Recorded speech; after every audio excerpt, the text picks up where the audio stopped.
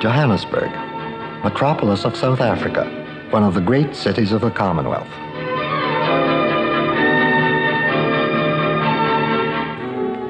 Johannesburg is planning for the future, for it is young, confident, vigorous, and rich, for under its very streets, a mile below, are the tunnels of vast gold mines. There are more Europeans here than anywhere else in Africa, and it is they who have built Johannesburg, but not without African labor.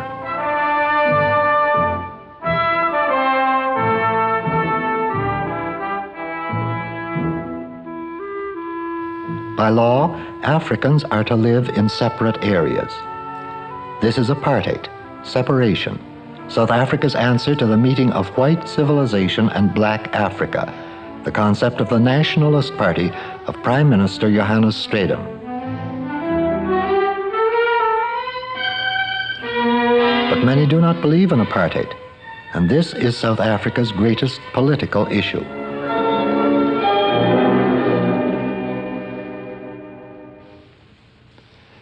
There are 14 million people in the Union of South Africa, and for each one who is white, there are 4 who are not. With few exceptions, only the white minority is allowed to vote. And it has elected a government which is very concerned with differences in skin pigmentation. But this government believes it has a solution for the race problem. And some of its leaders explained it to me very earnestly when I visited South Africa not long ago. In this program, we're going to examine that solution. We've already seen that there's a good deal of racial and economic discontent in some of the colonies and protectorates. So let's look at the only Commonwealth country that has both full self-government and an acute racial problem. To understand South Africa, it helps to know something of its history. So we'll first see some scenes from that history, as reenacted by the present-day descendants of the original white settlers. When the first Dutchmen landed at the Cape of Good Hope, they found no one there except some dark-skinned nomads. They were friendly, so the Dutch were able to build in peace, and they bartered for livestock with these nomads called Hottentots. The vines and vegetables planted by the Dutch prospered in the African soil, and the colony grew. More settlers came from the Netherlands, and there were immigrants from Germany and France too. A comfortable and privileged way of life was developing. The native blacks proved very handy for the country's economic development, for these men did not have to be paid. They were slaves. 300 years ago, slavery was taken for granted.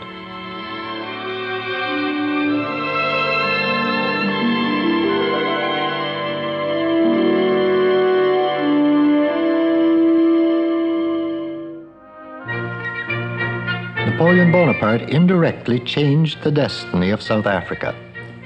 He was at war with the British, and the British were determined that the strategic Cape of Good Hope should be kept out of his hands. So they took it, and it became a British colony. Soon, immigrants started arriving from England.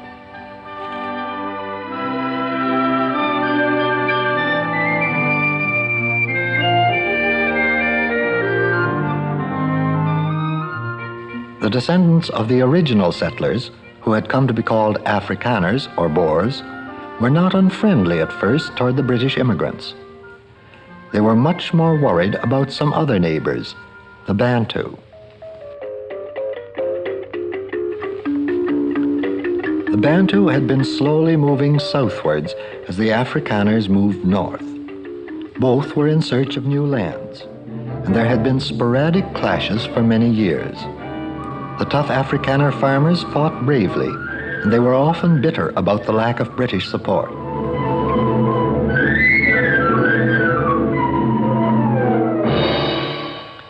In 1834, slavery was abolished throughout the British Empire, and the Afrikaners were forced to free their slaves. Angered by this and other British policies, they decided to move north and set up republics where they hoped to preserve their old way of life. So the Great Trek began.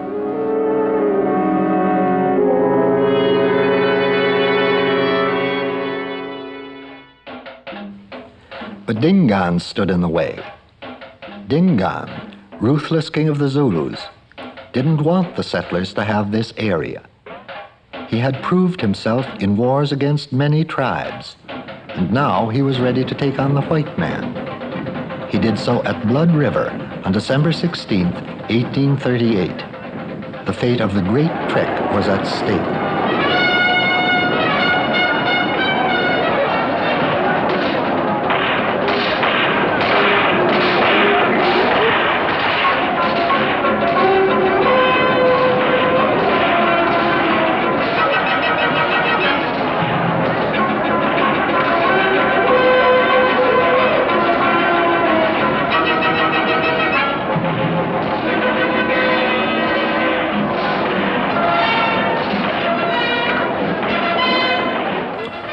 And so Dingaan was defeated and the Afrikaners moved on.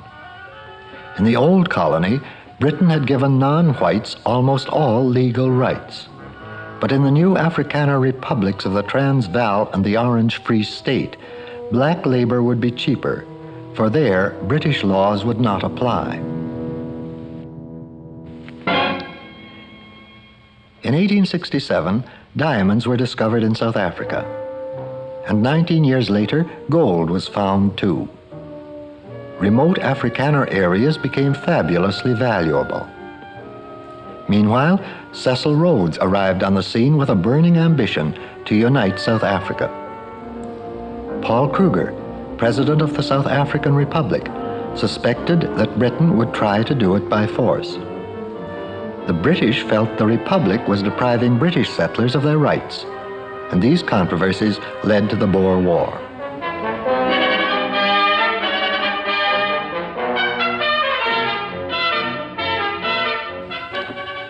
The Afrikaner farmers fought skillfully, and the British had to field 7 soldiers for every one of them.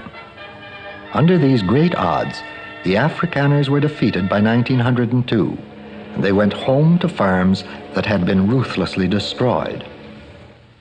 Besides finding their homes gone, they learned that 20,000 of their women and children had died of disease and neglect in concentration camps operated by the British. The Boer War left a legacy of bitterness. But Britain followed a policy of reconciliation, and within 4 years, the former Afrikaner republics had been granted self-government. And then, in 1910, they became part of the Union of South Africa, a self-governing dominion within the British Empire. When elections were held, Louis Botha became first Prime Minister of the Union. His principal lieutenant was Jan Christian Smuts, and both these Afrikaners were friendly to Britain. Theirs was the political sentiment that brought South Africa to Britain's side in the 2 world wars, although in both cases, many of their countrymen were indifferent to the British cause.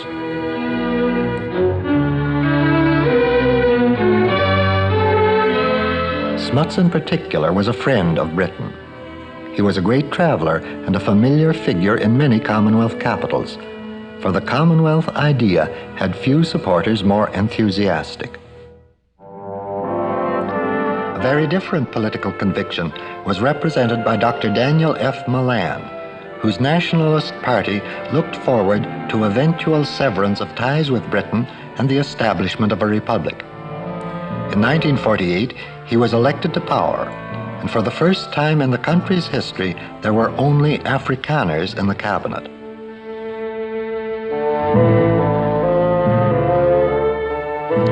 These were the architects of apartheid, of the strictest racial segregation, and theirs was the nationalism epitomized by a massive monument not far from where they sat. The Voortrekker Monument in Pretoria is the shrine and the rallying point of Afrikaner nationalism, for it symbolizes the determination of ancestors who made the great trek and suffered great hardships to preserve their way of life. In daily life and in ceremonial, the nationalists consistently endeavor to maintain these traditions.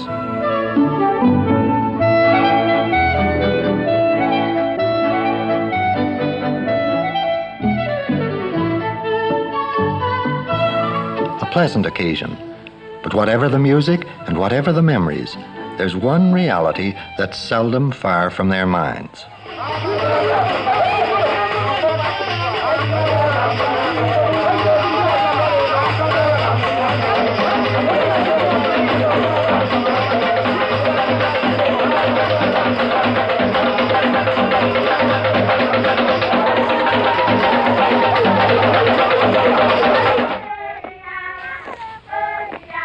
Until the 1920s, most non-whites either lived on their own reserves and cultivated their own land, or worked on the land of the white farmers. Among these farmers, there was a widespread feeling that this, by rights, was their own land, and the non-whites were foreigners who belonged in their traditional villages. But South Africa was moving in new directions, and mining was becoming the most important industry. From the Bantu villages, the mines drew on a vast reservoir of cheap labor.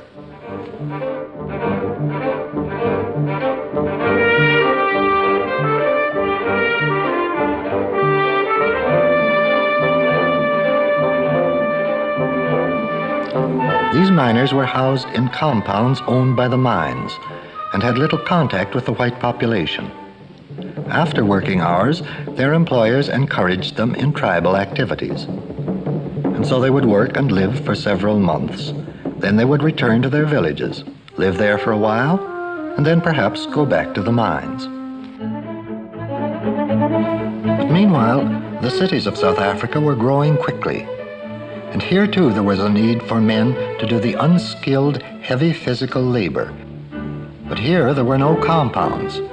So many Bantu brought their families to the cities and lived in squatters' camps or areas allocated to them by the whites.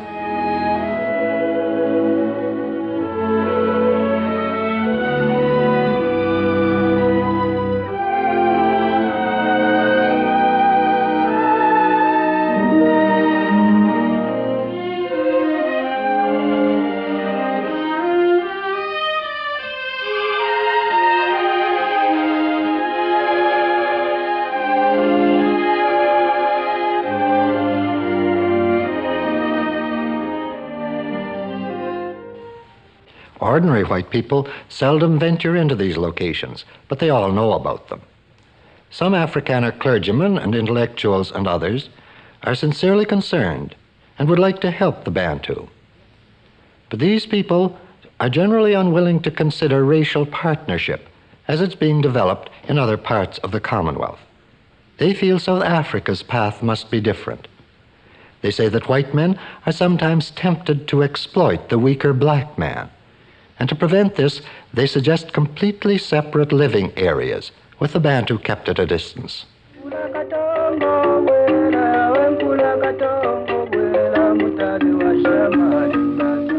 The Bantu would be much happier in their villages, these people often claim. Those who have not left for the cities should be encouraged to stay where they are, and perhaps those in the cities should return to the villages.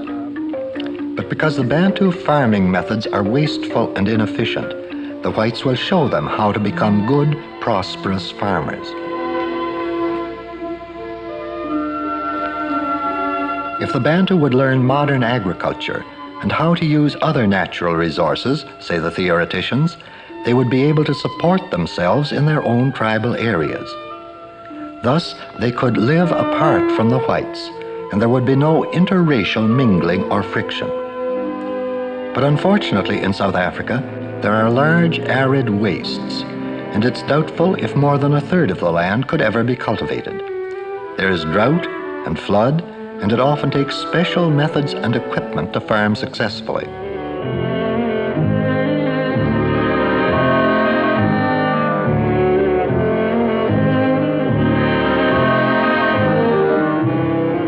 But even if the Bantu could afford tractors, there is still the problem of land. The area for more than 8 million Bantu constitutes about 1/8 of the land. For less than 3 million whites, there is all the rest. So the Bantu, without enough soil of his own, often ends up working for the white farmer. Again, apartheid results in cheap labor. White man and black are together at work, but very much apart when it comes to enjoying the fruits of their efforts. A few years ago, the government set up the Tomlinson Commission to find out how the reserves could be improved. After much study, the Commission issued a report that was startling. Less than 45 years from now, it said, the whites would be outnumbered 6-1. There would be over 20 million Bantu, and unless the reserves were tremendously developed, 17 million would have to live in white areas. This development of the reserves, said the report, would have to be industrial as well as rural, and would take about $300 million in the next 10 years. And even then, the reserves would only reach a point where they could accommodate half the Bantu. The government has, in effect, ignored the more unpleasant aspects of the Tomlinson report, which proved that even partial apartheid would involve tremendous financial sacrifices on the part of the whites. Even if partial apartheid could work, it would be a severe blow to the nation's industry, which relies heavily on African labor. So the Bantu seem to have come to the cities to stay, to live where they can on meager wages. In most locations, it is against the law for Africans to own land. The purposes of apartheid are best served if the black man has no roots in the cities.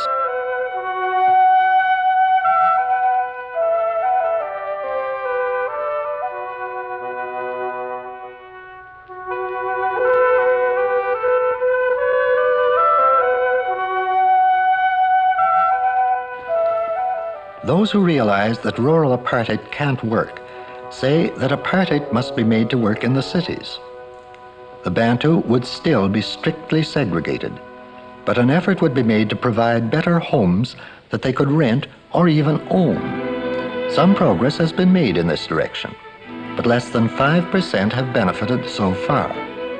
Similarly, there would be better schools to widen opportunities for Bantu, but strictly within their own society. Thus, in 1953, the government took over complete control of Bantu education, so it alone could decide how much or how little could be taught. A Bantu who enters a profession must do so with the aim of serving his own people.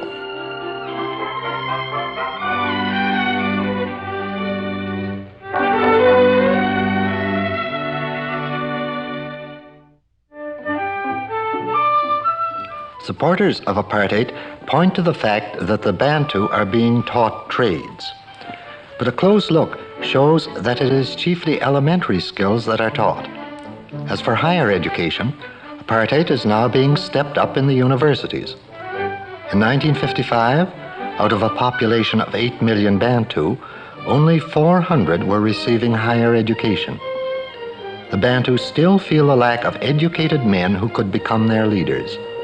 Theirs is to be a very restricted area within an economy that is booming.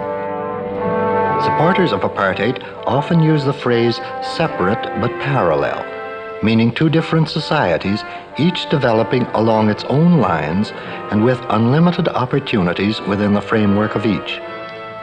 But the highly developed, highly industrialized society of South Africa cannot be separated in this way.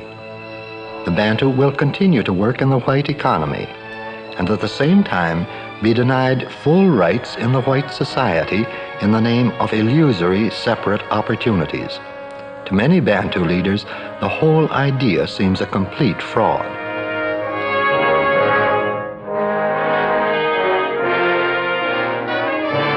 In the white sector of the economy, the Bantu does most of the hard physical labor.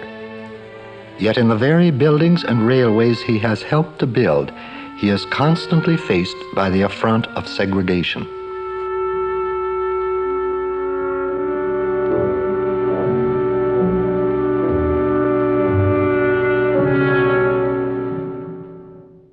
Now, these advocates of apartheid are not cruel and heartless men. Most of them are honest, decent, God-fearing.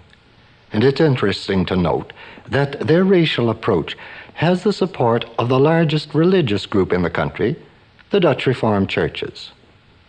Another factor is the overwhelming fear felt by many whites, almost an obsession, that if racial discrimination were relaxed, large-scale intermarriage would inevitably result, and the whites would be absorbed in an inferior mixed race.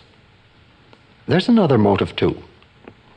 Many of the supporters of apartheid are white people at relatively low income levels. They have a hard enough time getting along as it is. The prospect of further competition in their trades, in the form of skilled Bantu workers, rouses their opposition. So they encourage apartheid to see that the Bantus are kept at a low, unskilled economic level and out of the white economy, except at these very lowest levels. Along with these fears, there's a considerable measure of ignorance about much that is going on in the rest of the world. We mustn't forget that many of these people's forebears isolated themselves in the Great Trek a century ago, and their descendants have kept themselves isolated from the main currents of Western science and thought. These, then, are some of the minority attitudes that guide the destiny of over 10 million non-whites who are becoming increasingly bitter. The intensified segregation that the Milan government started developing in 1948 drew strong protests from the African National Congress, which was founded almost 50 years ago. Members of the Congress could protest and denounce and even hope, but they could not vote.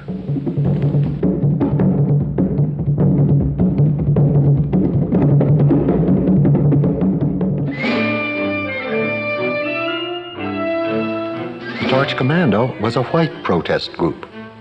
In contrast to some of Milan's cabinet ministers, who were open admirers of Nazism, these men had fought it during the war and were angered by what they considered authoritarian, Nazi-like methods in South Africa.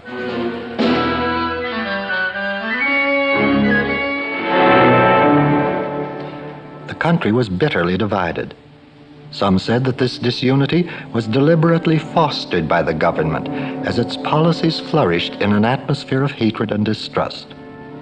The government argued that it alone could prevent racial contamination. These were the passionate issues as the 1953 elections approached.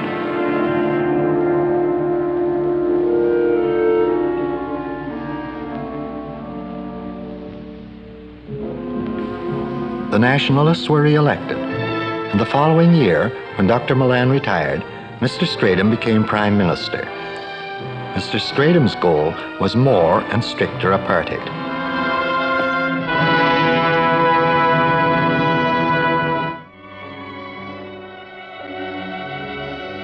A few months after Mr. Stratham came to power, the residents of Sophia Town were required to move from their homes. Some families had lived there for decades and owned their own homes, but the land was needed for the expanding white community. So they were forcibly removed to another area where the housing would be better, but where the Bantu would not be allowed to own land.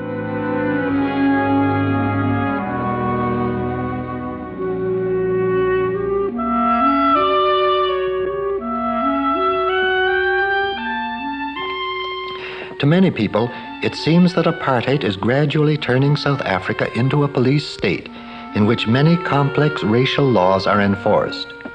Here, all non-whites must carry passes so that their movements may be controlled. In a year, there may be over 250,000 arrests for infractions of the pass laws.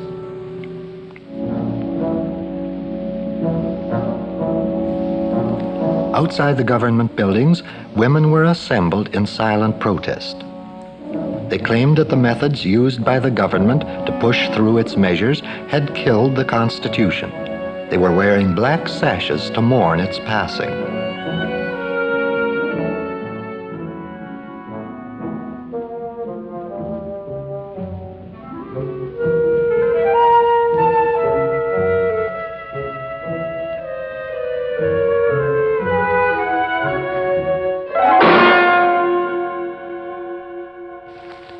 Toward the end of 1956, 153 leading South Africans were arrested. Among them were clergymen, writers, teachers, intellectuals. Among other measures, the government had passed a law clearly stating that it was an offense punishable by flogging to protest against legislation. With the mass trials that followed, South Africa entered a new era in its history.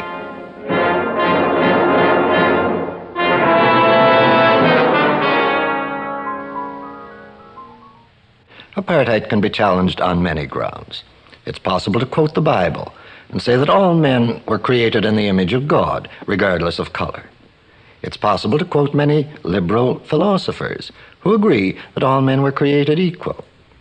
But even if one disagrees with these ideas, which are pretty fundamental in Western thought, there are still immediate practical implications about apartheid that affect all of us. I came back from my recent visit to South Africa deeply perturbed about the outlook. It seemed to me that the policy of apartheid ran counter to the basic factors that are so important for the development of South Africa and for the survival of the free world. Internally, it threatens a serious dislocation of an expanding economy that can't do without native labor any more than it can dispense with white capital and techniques. Its external implications are even more important for the rest of us. The fundamental issue in the world today is the threat of totalitarian communism to the freedom of the whole world. If free nations are to meet this, they must all stick together. That's an urgent issue that cuts clear across all questions of race or creed. If the nations who believe in freedom are to unite to defend freedom, then it must be on a basis of equality, no matter what their color or race. Now, nowhere has that been more applied, more fundamentally applied, than in the post-war Commonwealth, with its broadening multiracial basis. In this unique grouping, there is equal room for Canada and Ceylon, New Zealand and Ghana. The problems of South Africa are very real, and they're appallingly complex, and there's no easy answer. But it's more than doubtful whether a policy of discrimination provides a solution for South Africa, and it's certainly impossible as a basis for the development of the Commonwealth, or even for its survival. As we've seen, there are similar problems in the colonies, but the answers aren't all the same. In our two remaining programs, we'll return to the colonies and see what alternatives there are. Until then, this is Edgar McInnes of the Canadian Institute of International Affairs.